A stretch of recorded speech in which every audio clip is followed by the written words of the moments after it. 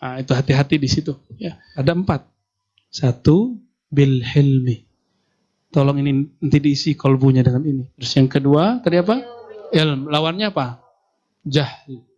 Jahil. Yang ketiga yakin. Lawannya apa? Syak. Banyak ragu, banyak curiga, itu hati-hati. Dan yang terakhir ar-ridwan. Ketahuilah hanya dengan menyebut nama Allah, kolbu jadi tenang. Kolbu tenang nyebut nama Allah. Berarti nyebutnya di mana? Di kolbu. Kolbunya yang sebut nama Allah.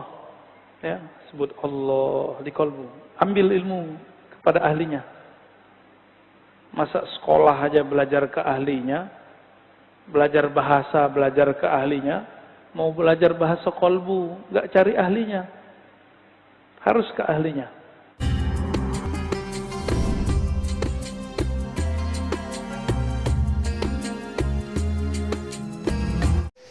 Assalamualaikum warahmatullahi ta'ala wabarakatuh. Bismillah, alhamdulillah, wassalatu wassalamu ala rasulillah Sayyidina Muhammad ibn Abdullah wa ala alihi wa sahbihi wa mawalah la hawla la quwwata illa billah ma ba'du. Teman-teman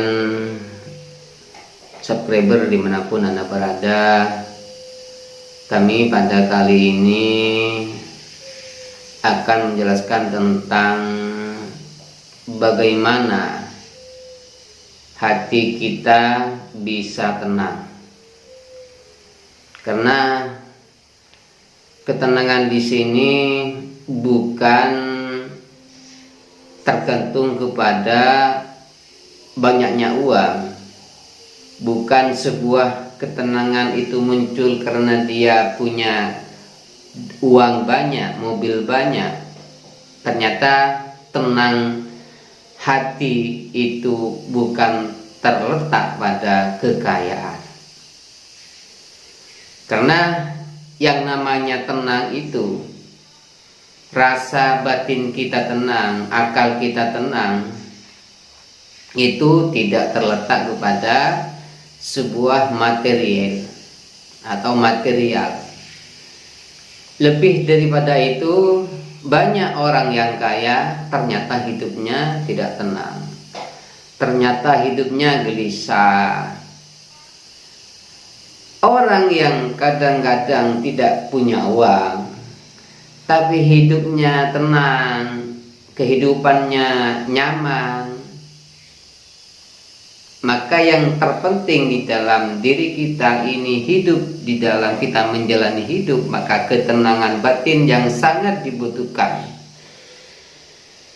Karena banyak orang beranggapan bahwa ketenangan jiwa batin kita itu, banyak orang yang mengatakan terletak kepada sebuah materi, bukan kepada kesenangan hati. Maka dari itu sedikit saya akan menjelaskan tentang bagaimana tips cara agar kita hidup tenang, nyaman, damai, mendapat berkah dari Allah. Nah, ini yang terpenting. Karena hidup yang tenang, yang sebenarnya inilah yang nanti akan membawakan berkah kepada kita semua di dalam menjalani hidup ini sampai nanti di akhir kiamat. Apa tips yang harus kita lakukan? Disinilah saya akan menjelaskan bahwa ketenangan batin hati kita inilah kita harus pelajari bersama. Apa? Ada tipe tips cara.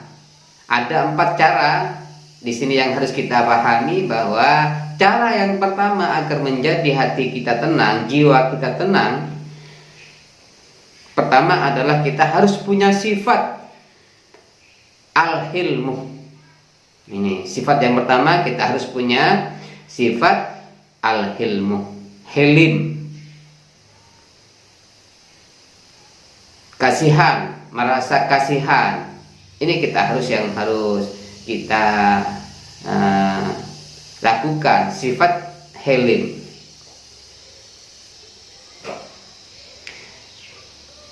Tipe yang kedua, agar kita menjadi hidup nyaman, kita harus punya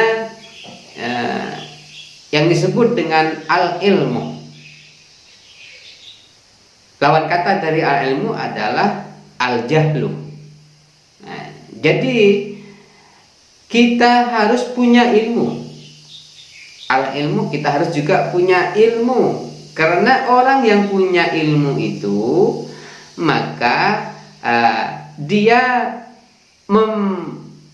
melakukan baik sebuah pekerjaan, baik itu adalah pekerjaan yang bersifat ukhrawi atau yang bersifat duniawi, maka kita tidak akan pusing, tidak akan ragu karena sudah tahu pada ilmunya.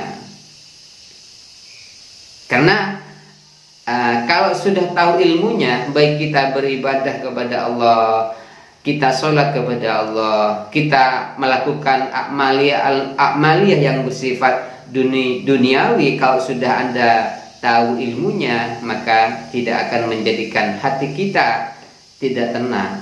Pasti tenang karena tahu sudah ilmunya. Ini yang kedua. Jadi orang yang bisa tenang itu memang harus punya ilmu, harus tahu caranya. Beribadah saja kalau kita tidak tahu ilmunya, pasti yang terbisik dalam hati, apakah sholat saya benar, apakah wudhu saya benar, apakah ibadah saya benar. Ini yang sering menghantui kita di dalam hidup kita, sehingga kita hidup menjadi tidak tenang. Jadi yang kedua adalah kita harus punya al-ilmu, ilmu.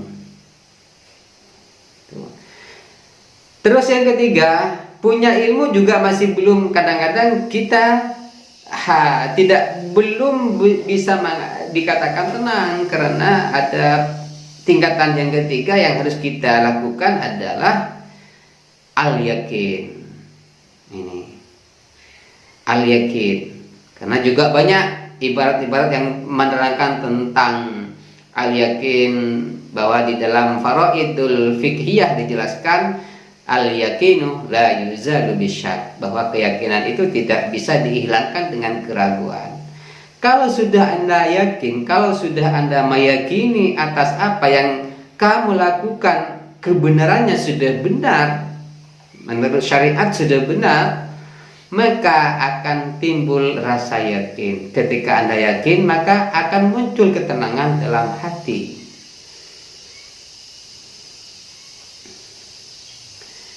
Ada juga ayatnya, wa'bud rabbaka hatta ya'tiyakal yakin. Wa'bud rabbaka hatta ya'tiyakal yakin. Maka keyakinan itulah tidak bisa dihilangkan dengan keraguan, dan akan mendapatkan ketenangan karena Anda melakukan, sudah punya ilmu, dan sudah dikuatkan dengan dalil Al-Quran, juga sudah dikuatkan dengan dalil hadisnya.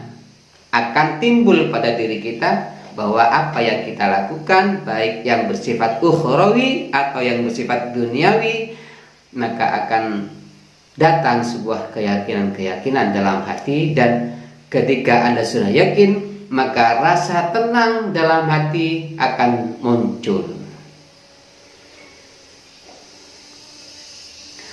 Ada satu lagi untuk mencapai kesempurnaan ketenangan dalam hati, yaitu yang di tingkatan yang keempat, yaitu disebut dengan ar-ridwan.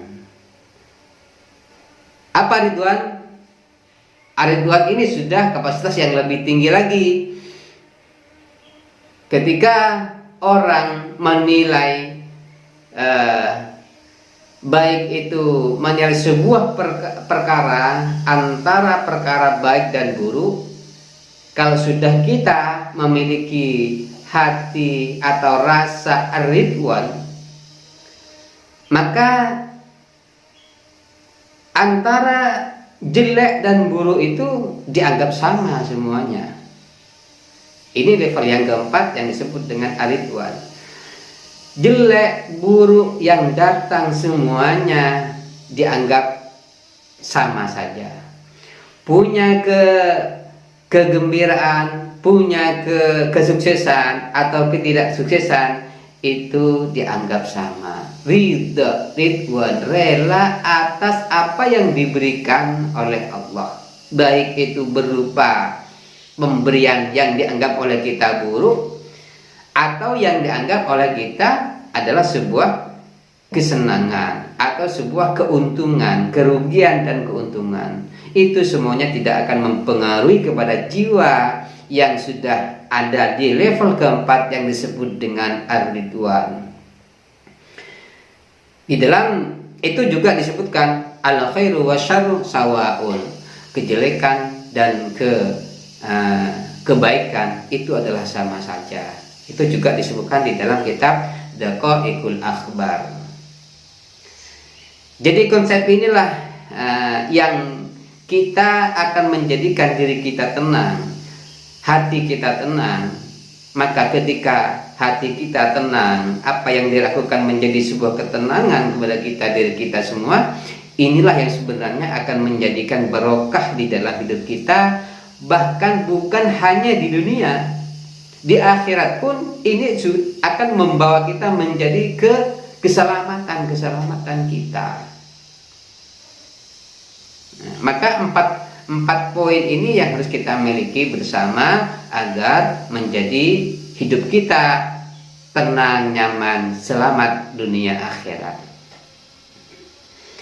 Mungkin hanya ini yang dapat saya sampaikan, kurang lebihnya mohon maaf. Wallahu a'lam bishawab. Hadanallahu wa iyyakum ajmain. Assalamualaikum warahmatullahi taala wabarakatuh.